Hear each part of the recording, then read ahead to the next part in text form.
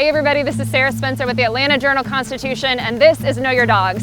I'm standing here on Hurdy Field in Athens, and today we got a pretty cool opportunity to interview Georgia Governor Brian Kemp. We talked to him so much about politics that today we decided we'd ask him about three of his favorite things: Georgia, football, and Athens.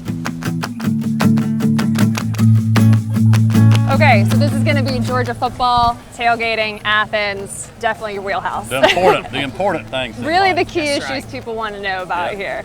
Okay, favorite tailgating food?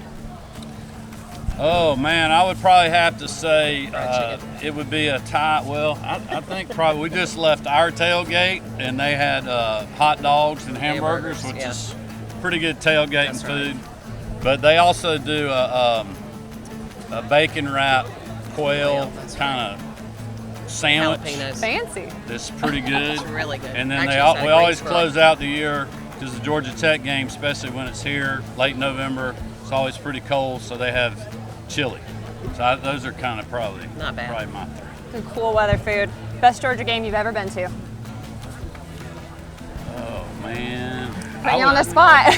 I would probably have to say the national championship game this year. Just the way that game played out. I mean, I was there in '80, but breaking the drought against Alabama this year, that was pretty special.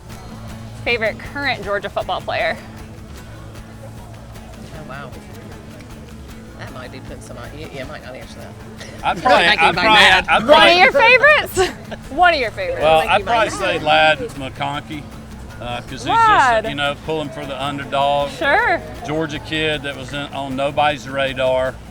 He's overperformed, and I think, you think about people, especially from last year's team, like Dan Jackson and these people that, they weren't the five-star, 4-star and 5-star people, but they were a big part of the team last year.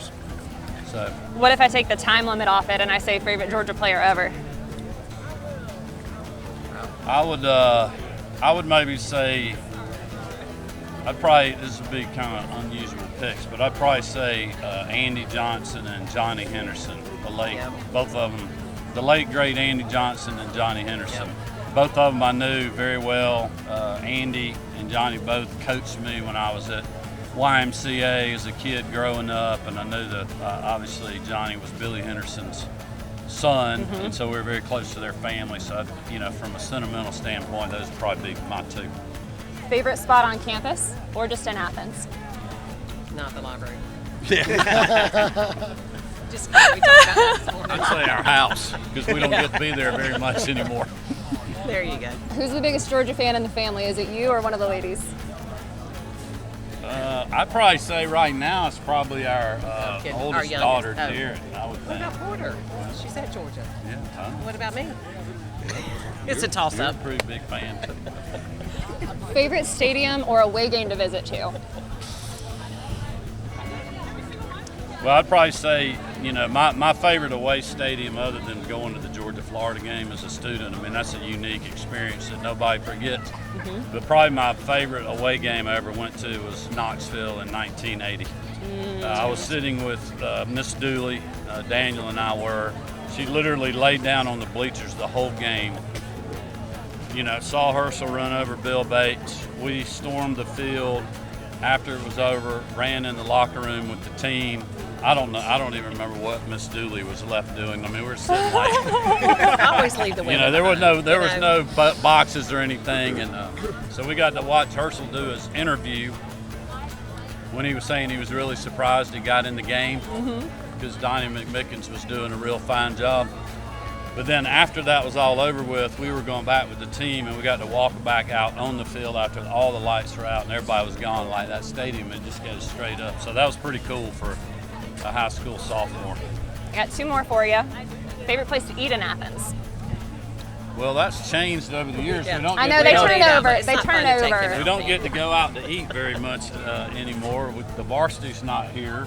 Taco stand is. Yeah, taco stand. One of them shut down, but one of them's still kicking. Yeah, still got the taco stand. Two of them. De Palma's, it's good.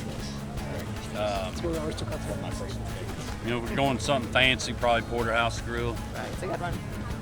Okay, final question for you. Give me your prediction for Georgia this season. Well, I think if we could stay healthy, we can certainly win it all again. we got to get some breaks and stay healthy. But I think the sky's the limit. I mean, they look really good.